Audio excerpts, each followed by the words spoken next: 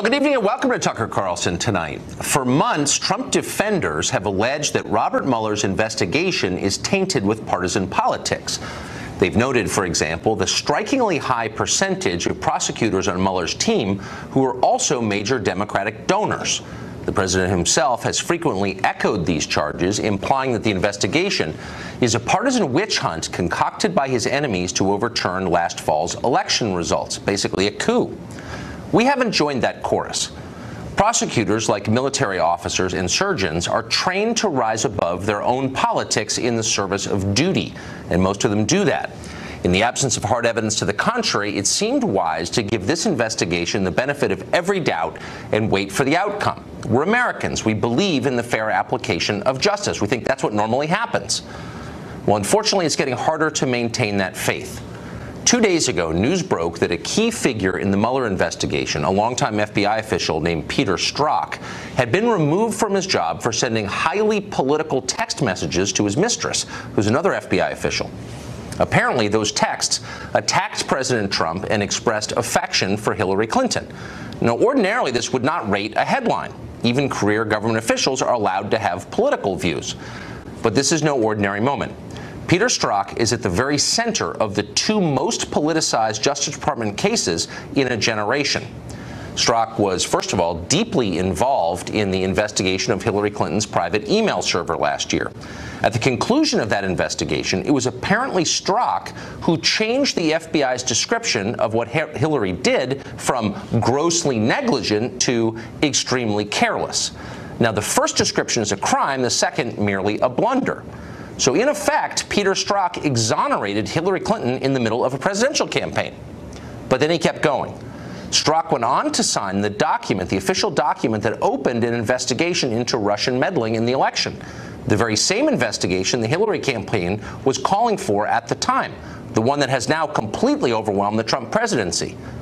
And if that wasn't enough, it was also Peter Strzok who, according to news accounts this afternoon, oversaw the FBI's interviews in January with General Mike Flynn at the White House, the ones that resulted in Flynn pleading guilty to felony charges on Friday.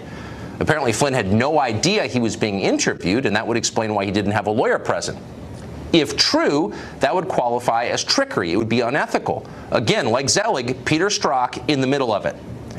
So you can see why Strzok's politically charged text to his mistress might matter at this point. What exactly did Strzok say in those texts? We still don't know the answer to that because, for reasons it will not even explain, the FBI won't tell Congress.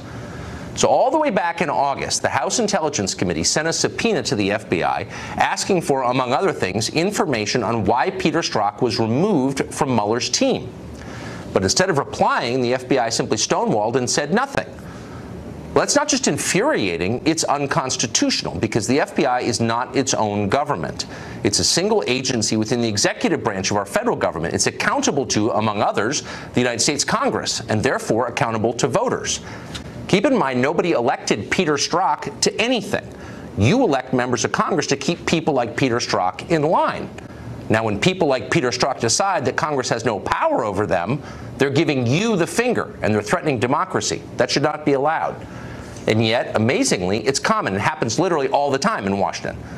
Last summer, for example, Congress sought basic information about the infamous Trump dossier.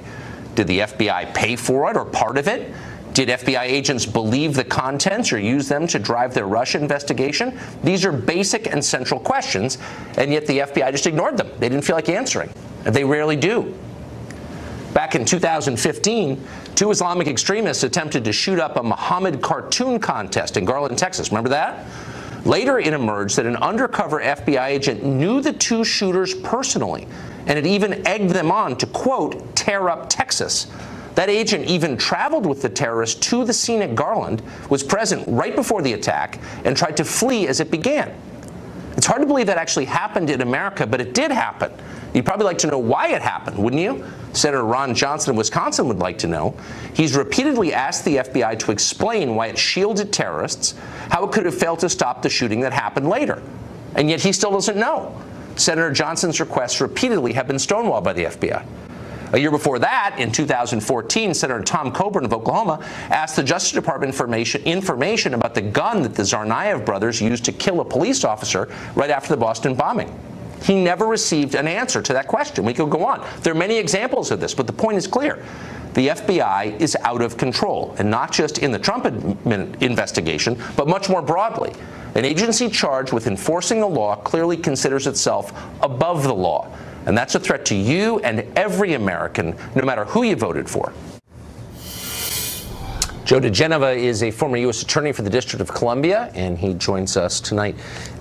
Joe, given the centrality of Peter Strzok in these two investigations, Hillary email and the current Trump-Russia investigations, on what pretext could the FBI be denying these texts to Congress? It's very difficult to see how they have any basis for denying Congress access to this data. They publicly leaked the reason that he was fired, removed from the case. So there can't be a personnel reason for doing it. Right. And even if there were, it wouldn't matter. Congress has a right to that data. They can receive it. They have to receive it. I think what's going on at the Bureau right now is very, very serious. It's very depressing for a former federal law enforcement official. This is not your mother's FBI. What's wrong with the FBI is not the average everyday agent. They're great. It's the management at the FBI that is the problem, and that management has not improved with the arrival of Mr. Wray. I cannot understand how Chris Wray, the current FBI director, can tolerate having Andrew McCabe on his staff at this point, given his history and his track record. I think the FBI is in very serious trouble. It started with James Comey. Comey, the dirtiest cop in America, destroyed the FBI's reputation with his bizarre personal behavior beginning way before his July 5th news conference. The Bureau is in trouble. It needs a major overhaul, and if it continues to resist Congress, I believe the contempt of Congress for the current director and other people in the agency is absolutely justified. So this is the most powerful agency in the federal government. They can literally break down the front door of your house and take your freedom away, and they do that quite a bit. Or show up at your house in the morning while you and your wife are in bed in order to frighten you like they did with Mr. Manafort. What a disgusting, awful display of raw political power, not law enforcement power, political power. I think the Bureau has been politicized by Comey. I don't know what Wray's going to do about it, but he has a short time frame to fix it. Is it conceivable, and this was reported this afternoon, we haven't confirmed it, that General Flynn at the White House in January, newly installed National Security Advisor, meets with the FBI, talks to them. They don't tell him this is a formal interview, and it's on the basis of that that he's charged and pleads to perjury. It was Andrew McCabe who sent those agents there, by the way. The man who... But can you do that? Yes, you actually can. But here's what's disturbing about it. It's technically okay to do that. But you have to ask yourself, given the history of everybody involved in that case, who were involved in the Hillary email server case, where they conducted a totally irresponsible, unprofessional criminal investigation, and then they turn up the heat on this investigation of Flynn, the same agency. This is politics. The Bureau has been politicized. You compare the email server investigation of Hillary Clinton with the investigation of General Flynn and President Trump's aides, and what you have is a despicable politicization of the Bureau. They can no longer insist that they are fair at what they're doing. Well, it's the same charge. I mean, the same guy, Peter Strzok, apparently let the former Secretary of State off the hook for lying and then pushed the indictment on felony charges of the National Security Advisor for lying. So how is that? Mr. Strzok has been hopelessly compromised since he expressed his political views to his paramour, with whom he was another FBI official that he was having a sexual relationship with. Strzok is no longer credible inside the Bureau. That's why he's now in the Human Resources Department. Right. Just shakes the faith of every American in our justice system. And it should. And the cost is high. It undermines the country, quite apart from this investigation, Indeed. I would say. Joe, thank you very much. You're welcome. Newly released documents show more evidence of FBI misbehavior. It is depressing to report this, but it's real. When news leaked that Attorney General Loretta Lynch held a private meeting with Bill Clinton, the famous one on the tarmac, the FBI apparently was far more concerned, according to newly released documents, with finding who had leaked the news of that meeting than it was with the meeting itself, which was obviously unethical. Tom Fitton is the president of Judicial Watch. He sued to obtain these documents. We wouldn't know about them if it weren't for him, and so we're grateful to have him on set tonight. Thank you, Tom. Thank you, Tucker. So tell us what you learned from these. Well, first of all, the FBI didn't want to give us these documents. We only found out about them through another lawsuit because the FBI, when we asked them for Clinton Lynch Tarmac records, said they didn't have anything. So they lied to you? They lied to us. And then, by the way, you're acting under, I believe, FOIA, the Freedom of Information. Yeah, we had a federal lawsuit. They said they couldn't find anything, but another lawsuit about Tarmac records, the Justice Department found records that involved the FBI. So here you have a law enforcement agency ignoring federal law, just to be clear. That's right. And they took 6 weeks to turn over the 29 pages, and they show that the FBI was more concerned about a whistleblower in the local Phoenix Police Department, they think, who was talking about the meeting and how it happened, than about the meeting itself. And they talk about trying to find the guy, and they talk about reaching out to the local Phoenix. Trying to find the whistleblower? Yeah, trying to find him. They didn't want to. They wanted to get him and punish him, presumably. And then secondly, they were reaching out to the Phoenix FBI office to stem any further damage. I guess prevent any further leaks about the truth. So the about agency charged with protecting us from terrorism and crime is spending its time trying to punish people who leak its own misdeeds, is what you're saying. That's right, and trying to prevent further leaks about the meeting between Bill Clinton and Attorney General Lynch. Remember, that meeting was never supposed to be disclosed. It was only uncovered thanks to a local, I think, ABC News reporter in Phoenix, and then you had other law enforcement back up the counts of the meeting, and that's what set the FBI off. We haven't gotten any documents showing the FBI was concerned about the meeting itself, which, according to the Attorney General of the United States at the time, General Lynch, she admitted it cast a shadow over her Clinton investigation. As a result of that meeting. Well, she said she did, but she actually didn't. She made the final decision not to prosecute Hillary Clinton a few weeks after meeting with her husband, a witness and putative target. So she and the Attorney General Holder, who preceded her, are both obviously political and hacks, I think. But you would think that the agents who serve underneath them in the FBI would be non-political and be really worried about basic ethical questions like this one. But you don't see that they were. This was a leadership. I mean, we're getting the top-level emails. So as Joe mentioned earlier, the leadership of the FBI was ruined by James Comey and the politics of trying to protect Hillary Clinton. The Justice Department and the FBI became arms of the Clinton campaign last year. And frankly, it continued into the Trump administration, as we saw with the ambush interview of General Flynn. I think there is a significant crisis not only at the FBI, but at the Justice Department. We had this other FBI agent involved in the Clinton email investigation, also involved in the Russia investigation, a key decision maker in both investigations. Both investigations, in my view, have been irredeemably compromised. The Clinton investigation needs to be reopened, and the Mueller investigation needs to be shut down until we figure out how badly it's been politicized in the least. And it's not just the inherently political investigations that have troubling elements. Some of the criminal investigations, the ones into the mass shootings, I think raise questions that are striking. We're going to Vegas tomorrow, in fact, to look into the FBI investigation. We still don't have basic information about the Vegas shooting. That's why we're going. Tom, thank you very much. You're welcome. How will a longtime Clinton ally respond to these recent revelations about Mueller's team and the FBI? We thought we'd bring one on to find out. Stay tuned.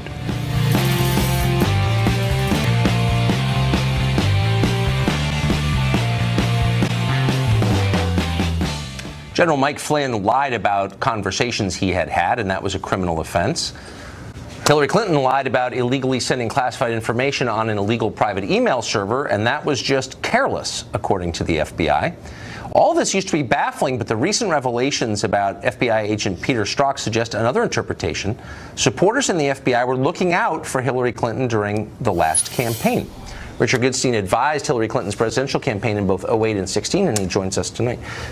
Thanks a lot, Richard, for coming on. Happy to do it. I'm not a conspiracy nut, and I actually resent the implication that our justice system is not on the level, because I think it actually has been over time fairest in the world. But the fact that the guy at the center of the email investigation and now the Russia investigation is a partisan, and clearly he is, and he deemed Hillary's lying just a mistake and Flynn's lying a felony, suggests it's not on the level, and really bothers me, and I would think would bother you too. Yeah. So I disagree with a couple of the premises of your comment. One you said about Hillary lied. James Comey, under oath, said no, actually they had no basis for saying that she lied to them when she testified, and when she talked about information going through her server, what she was referring to is nothing that was marked classified, right? And ultimately... Well, there were classified documents marked classified. There were. Well, and so there were three that Comey said under oath, right. One of which was about a condolence call to the president of Malawi, right? So that's the kind of stuff, and even the State Department said that was actually human error, that they should not have been marked classified. Okay, but let's be, let's be totally real, and I don't want to relitigate the Hillary thing, but Hillary Clinton was able to talk to the FBI not under oath. So she faced no perjury trap in her conversations. I don't know if that's true. I think it is. Yeah. And by the way, she did lie. She said no classified information on the server. There was. We can argue about whether it was significant or not. It was classified. Okay. I'm not going to defend Flynn, who I think made a huge moral error in lobbying for Turkey. But the guy just pled to a felony for lying in a conversation with FBI agents that was under oath. Yeah. So there's a double standard. So Hillary Clinton did not lie to the FBI, according to James Comey and every other piece of information we have. There is a standard, and I think your viewers need to know this, about what constitutes a possibility of a crime for what she did regarding her emails. One needed intent. Grossly negligent is not intent. You need actual intent to disclose it. That's what David Petraeus did with his mistress. Hold on, no. And the second is espionage. And even the most addled viewer doesn't think she did that. I'm not charging her with espionage. Exactly. That's why it's not or criminal. Mass murder either. Exactly. I'm saying that General Flynn just pled to a felony. He can't vote, own a gun. His name is tarnished for life because he lied in his conversation with FBI agents. Hillary Clinton got a special deal where she was not speaking under oath to FBI agents. Who gets that deal? I know a lot of people who've been interviewed by the FBI. Some have gone to jail after those conversations, and not one of them got that deal. How the hell did she get that? Let's be honest. That is unusual. You wouldn't get it. I wouldn't get it. Yeah, she got it. When you're talking to a federal agent, whether you've been put under oath or not, it's still a triable offense if you lie. Okay, that's the standard from a legal standpoint. I understand you're trying to make something out of, in my respect, nothing, but the fact that she was not put under oath is frankly not relevant. Just like Strzok is not relevant. Her emails are out there. Just like Loretta Lynch is not relevant because she did not make the decision. That was all Comey. So Strzok is the one, apparently, and we're still filling in the blanks, but as of today, we believe that Strzok is the one who changed the language in Comey's speech that initially described Hillary's email server as, quote, grossly negligent, which would be a crime. No, it needs intent. Sorry. Well, but look, it's actual. Hold on. No, it's not an interpretation. Gross negligence can be a crime. Extreme carelessness cannot be. He changed it from a potentially actionable offense to an innocuous one. Your viewers will believe you rather than me. I would ask any one of them to go to look at the statute, which requires specific intent, not negligence, intent to disclose information to somebody else. Nobody thinks that by virtue of setting up her server the way she did, she intended to put it out there. You're intentionally, I think, missing my point, which is in the description of it, he changed it from something that you could argue is criminal to something you cannot argue is criminal. Negligence could potentially be criminal. Carelessness never is. He changed that. We know at that time he was a partisan rooting for Hillary over Trump. We also know he signed the document that initiated the Russia investigation. Why is it not a big deal? He's a partisan. Donald Trump said there's a double standard, right, in his tweet. I agree. The fact that Comey had his press conference on July 5th, that was a violation of the rules. The fact that he put out his letter 11 days out, that was a violation of the rules because there were FBI rogue operators. And the fact that he didn't tell the public that the Russians were trying to get Trump elected, that's the double standard that all ran to the benefit of Trump. You're not going to get me to defend Comey under any circumstances. I'm merely going to repeat what I just said, and I really want your response to it. This guy, Strzok, was at the center of both investigations. Apparently, he was removed from his office because of his partisan politics. Why doesn't the Congress, which provides oversight to the FBI, have the right to see those texts? Of course they do. I agree with you on that. Then why in time and again are you seeing the FBI refuse to respond to Congress when its own integrity is in question? That is a cover-up. There are hundreds of requests for documents from this administration frustration from senators and House members that have not been responded to. Okay. Yeah. But this is, first of all, this is a big one. I agree. And second, every single one should be responded to, because the FBI, look, you're going to regret, you and all the other leftoids who are totally in favor, I'm serious, of the agencies working to overthrow the president you hate, you're going to regret encouraging them to do that. Well, I don't think any leftoid, and I can take myself out of that. Look, I don't think people are asking anything other than the FBI to do its job. I don't think it did its job when it was investigating Hillary or failing to disclose what they knew about Trump and the Russians last fall before the voters went to the polls. That was negligence. That was negligence. The collusion, you mean? No, I'm just saying. Oh, the collusion that they just proved on Friday. What the intelligence community subsequently came out with, saying it's unanimous that the Russians were trying to help Trump. Yeah, that. So we'll just end on this. You agree with me that the agencies, the intel agencies, the FBI, law enforcement agencies, acting independently of Congress and of the White House as their own little fiefdom, they can do whatever they want, that bothers you? Yeah. Good. I agree that Good. oversight is important. It's terrifying. Thank you, Richard. Yeah, sure.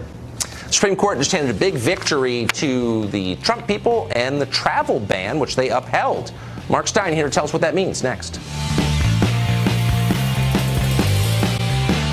House a meaningful victory today. It ruled that a travel ban affecting 8 countries can go into immediate effect. That decision isn't final. Instead, it simply means the ban, which affects Iran, Sudan, Libya, Chad, North Korea, Somalia, Yemen, can remain in place while the courts evaluate whether or not it's legal. Of the 9 justices, only Sotomayor and Ruth Bader Ginsburg signaled they opposed letting the ban take effect, of course. So it's a strong sign it will be upheld when and if the court hears the actual case. Mark Stein, thankfully not covered by any of the countries listed in the travel ban. He joins us tonight. Great to see you, Mark. Hey, good to see you, Tucker. What does but this he mean? could ban me. He could how? ban me. Well, because the president, I mean, you're right, it's a big victory. But if you take it in harness with the last half hour, essentially you have had, since this administration won a year ago, the permanent bureaucracy and the courts ganging up basically to cripple the executive branch. And the fact that he had to go to court to get a temporary stay in these 2 lower-level court bans on his travel ban actually tells you something about what an insane situation we're in. The statutory language is quite plain. The president has the authority to ban by proclamation any aliens or class of aliens. So he can ban me personally by proclamation. He can ban all Canadians by proclamation. Or he can ban classes of Canadians. He can ban Canadian tap dancers because he thinks they're a threat to the American tap dancing industry. The language in the statute couldn't be plainer, and a horribly politicized judiciary, like the horribly politicized policeman you've been talking about earlier, has pushed language beyond its meaning in order to deny the president his most basic executive authority. So here's the trend that I'm seeing. Tell me if you see it too. The least democratic parts of our government, which would be the courts and the bureaucracy, neither elected by voters, are getting more powerful, and the most democratic parts, the president and the Congress, are getting less powerful. So the democracy is actually withering right now. Absolutely. You have a permanent state. President Obama famously said in 2009, elections have consequences. The permanent bureaucracy and the courts are saying to the people, elections have no consequences. Right. You can vote for whatever you think you want, but we're going to ban it. We're going to go ahead and conduct business as usual. And that's why this court decision is actually, the fact that it's necessary is an affront to any kind of self-government by the people and for the people. But what's so funny? But our elites love that. I mean, it's so in their Orwellian turn, they keep warning us that the election of someone they don't like is a threat to democracy. Democracy dies in darkness. But the control of the federal government by people who've never been elected, whose names you don't know, the permanent bureaucracy, that's democracy? I mean, it's literally the opposite of what's true. Yeah, and what's disturbing to me is you find this attitude in Brussels, for example, where there's a bunch of civil servants that seriously think they know better than the peoples of 28 nations. And the whole point about the US system is that it was created to prevent this kind of divide between the governed and the people. And this, and actually I think they should have gone further, the Supreme Court. They should have, in a sense, skipped the temporary stay and just declared that this is obviously within the terms of the President's statutory authority, and that if you object to it, you might as well do what Democrats and the civil service seem to want to do, and that is to simply pass a constitutional amendment to say that in the event, God forbid, any Republican should happen to be elected president, then the entire executive branch shall just be put in the deep freeze for 4 years and will cease to do anything whatsoever, because that's what they've been trying to do since last November. And that's basically what's happened, unfortunately. Mark Stein, thank you. That's a deep analysis. I appreciate it. Thanks a lot, Tucker. Well, a gun control group is using horrifying photographs of a murdered woman lying covered in blood on the ground from the Las Vegas shooting 2 months ago in order to raise money. The defender of that approach is here next. Stay tuned. A gun control group is literally trying to raise money from the blood of Las Vegas shooting victims. A group called Stop Handgun Violence sent flyers to the White House and members of Congress, inviting them to, quote, wipe the blood off your hands and end mass shootings. They also sent the flyer out to reporters. The flyers show images of the Las Vegas shooting, one of which is so gory that we blurted out on the screen. It's a very clear picture of a woman lying dead on the ground, covered in blood. Mark Glaze is a senior advisor to Guns Down. He supports gun control. He joins us tonight. So, Mark, look, I welcome a rational conversation on any topic that might reduce violence, including guns. Right. But this isn't an attempt to change minds or to come to an actual solution. This is an attempt to make money off of people's deaths. Well, look, if this group is trying to raise money this way, I think that's a bad idea. But my only objection, if they're just trying to make members of Congress see these images, is that these images were not graphic enough. They're not as graphic as the average mass shooting. But what would we learn? That shooting people is bad? I mean, I think everybody agrees with that. I mean, it's not. It's not about teaching anybody anything or having people confront the horror. Everyone understands the horror. No, I actually don't think they do. I mean, I think the problem with gun violence, and it's not different from a lot of different crime problems, is that people see it as a statistic. It's like numbers on a page, or they see the sanitized version that we see on the nightly news or on, on Hollywood movies. When people actually see how devastating any shooting is, but particularly a mass shooting, I mean, I've seen it, and it is shocking. It will force you to think differently about it. And by the way, this mass shooting's been basically ignored. We're going to Las Vegas tomorrow because we think it's worth figuring out why this happened. Right. So I disagree with your premise that people don't understand how horrible it is. They saw it on television. What I'm bothered by is this is not an effort to propose a solution. It's an effort to demonize people they disagree with. Wipe the blood off your hands. Whose hands? Whose hands have blood on them from this shooting? Well, I think in the view of the people who sponsored this ad, it's people who sort of express thoughts and prayers for the victims when this kind of thing happens. So but if then you pray for the victims, you've got blood on your hands? No, we all pray for the victims. But then after that, if you're we all elected... don't actually pray for the victims. Well, a lot of people attacked the idea of praying for the victims. Well, I do. But then after that, you actually look for a solution like, what about universal background checks? What about banning assault weapons that have no use in self-defense or in hunting? Okay, so so what is the solution in this case? I mean, presumably there are solutions that aren't related to confiscating people's guns or violating their Second Amendment rights. I mean, presumably there are solutions around mental health, for example. But those are of no interest to stop handgun violence. By the way, there were no handguns even used here, whatever. This is like not even related to their supposed mission. But the point is, they only want to talk about what law on the books would have prevented this? Well, look, in fairness, they did talk about two things. One was background checks was not an issue in this shooting, but they also said we ought to ban assault weapons, and the fact that this guy had a lot of assault weapons. They said that we renew the federal ban on military-style assault weapons. Right. So we had the assault weapons ban. Right. It didn't show any decrease in crime during the 10 years it was in place. Well, not quite true. It would not, I think that's pretty conclusive. It would not have prevented this because these guns are already in private hands. There are like 100 million of them that are. And so what would be the legislative solution? I've asked this question to like 30 people. Nobody has an answer. They'd rather grandstand and call other people murderers than actually try to find a solution. What's the solution? Well, you and I have had this conversation, and I'll again say something that a lot of people on my side don't want to say because people will yell at them for it. But the fact is, we need to have fewer guns, and we need to talk about banning entire classes of especially dangerous firearms like assault weapons. And I think we have to talk about not just banning them, but requiring that people allow the government to buy them back. So universal gun confiscation is what you're talking about. No, not universal gun confiscation. You're saying ban a class of firearms. So yeah, that would be any rifle with, a capacity of more than one above a certain caliber. I mean, I don't know what the criteria are that you're suggesting, but basically any gun that you would use for deer hunting would be banned. No, I would make a distinction between long guns that are technically semi-automatic, of the kind like my dad uses to hunt, and semi-automatic assault weapons that to gun owners and hunters like me, these are meaningless distinctions, but let me just get right to the meat of it. What do you do to people who won't sell them back?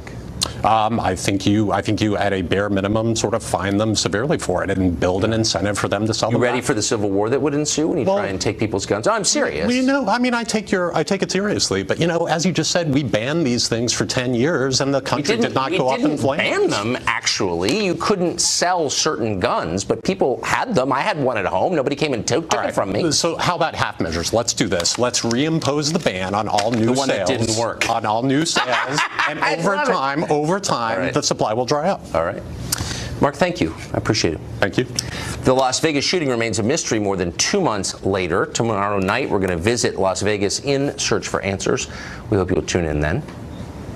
A documentary filmmaker visited UC Berkeley to see what students think of the American flag. You probably won't be surprised by the result. Greatest country on planet Earth that protects all freedoms, right? No? Greatest country in the world, right? No, the opposite. That filmmaker joins us next. The country has given its many citizens an awful lot of people don't like America. Some of them, especially among the young, hate America passionately. They've been taught to by their teachers. But surely only the absolutely deranged would regard America as worse than, say, the Islamic State. Well, maybe not. Filmmaker Ami Horowitz recently traveled to the University of California at Berkeley to see how students there would react to a patriotic display of the American flag.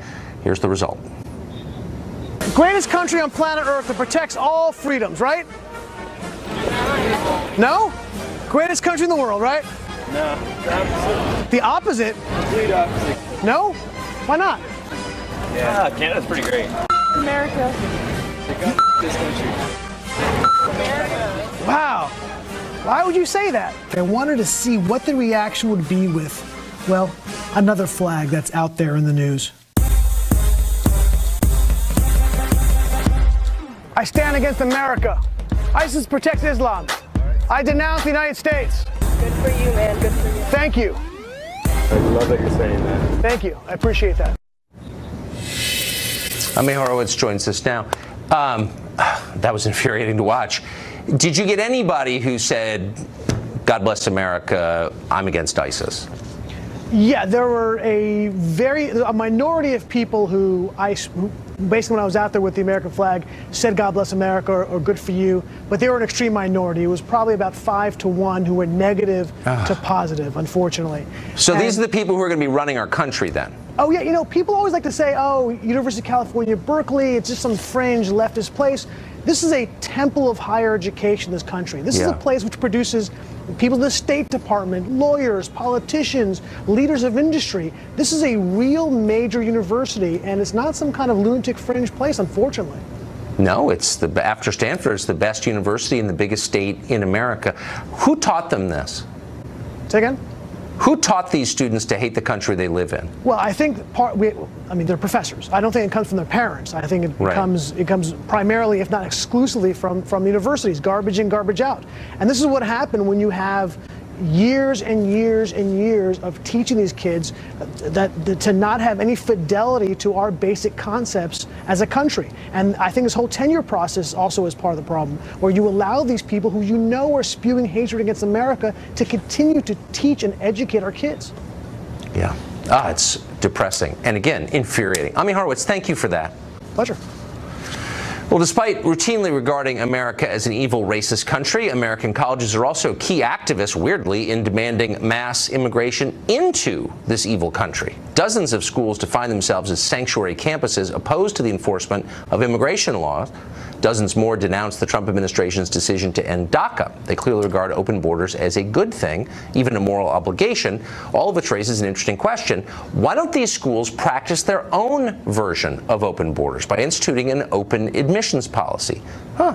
Wendy Osifo is a college professor at a very prestigious school that I couldn't have gotten into, and she joins us tonight to answer that question. So, Wendy, I'm taking what I'm hearing on college campuses seriously, which is nobody is illegal. You have a right to come here. There's no reason we should exclude people just because they're poor or they're uneducated or they have no skills. We should let them in anyway. Why don't colleges practice that same philosophy on their campuses? In what manner?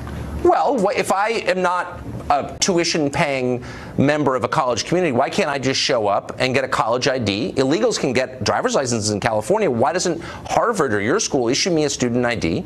I go to class for free, eat for free in the dining hall, and have all the privileges of a student at that college. They want that for the country. Why don't they allow that on their own campuses? Well, some campuses actually do allow that. You mentioned Harvard. Harvard has a policy that if you make a certain amount on your income, you're able to go to that school completely for free. Oh, no, but you have to go through an admissions process. You do have to go through an elitist admissions process, the one that they decry. So they say that we should allow anyone who wants to come here to come to America. Absolutely. Okay? But to get into Harvard or the elite school where you work, you need a certain score. You need certain grades, recommendations.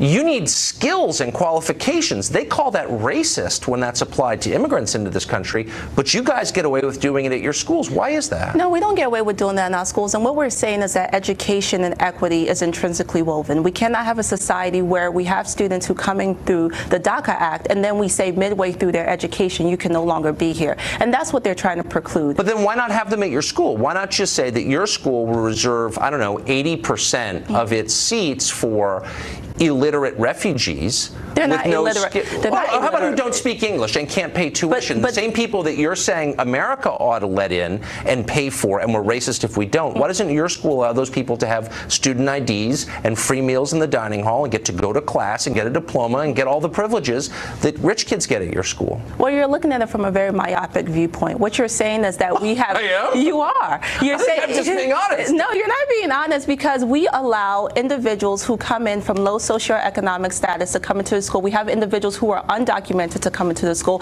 And then we also allow a great percentage of individuals who are considered legacy to come into the schools. Schools are open borders for all people, not just for one population. I don't think so. And I found out that the hard way when I applied to them in high school and didn't get into any because I didn't meet the qualifications. That actually happened to me because I didn't meet their arbitrary sense of what was important. Is that the college's fault, or is that... No, it's probably my fault, actually. I thought that then and I think that now. But I'm hearing on college campuses that you can't keep people out of this country just because they don't know anything or can't speak your language or don't have any money.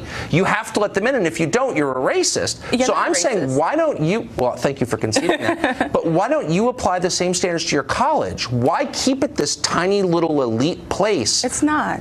It's not. Well, it's really not. These universities What's the admissions beautiful... rate at the school you work at? Well, I'm not going to tell you that. You're not? Well, I'm not going to tell you that. I couldn't have gotten in there, but why should these schools demand that the rest of the country apply no standards at all to anyone coming in, and then take federal dollars to hike their standards so most people born in this country can't get into their schools? There are standards, and for you to say that individuals who come in through the Deferred Dream Act don't have any standards, that's not correct. They go through a rigorous qualification process. Yes, they do. How many have been deported? They go through a rigorous... Well, let's look at this. 61% of them who've been in this country since they're 14, all of them go to college. But it's not just DACA. You cannot have a criminal record. right? Let's not conflate them. Those are meaningful, but why not just use the same standards? So we have a diversity lottery that just says because you live in an underserved country, you get to come here. All colleges support that. So why don't we apply that to your school? If you live in Burkina Faso, bam, you get free tuition. Or how about if you're just walking by and you cross onto the campus and just squat in the middle of the quad? Okay. I bet they would arrest you, wouldn't they? Well, why are you looking at it from that lens when we don't look at it from that lens? When it comes to employment practices, can anyone just walk in and say, hey, I want to be Tucker Carlson? I don't agree with any of this, but I think standards are real and standards are real, and we use standards. But colleges argue that the country doesn't have not the right true. That's to not what enforce we're arguing. What we're arguing is you cannot illegally deport people who come into this country. Okay, you can't do it. So next time I squat on your quad, I'll see if you can illegally deport me. No, you won't do that. Wendy, thank you. Thank you. A man could lose his job simply for coming on this show. That's true. We'll explain it next.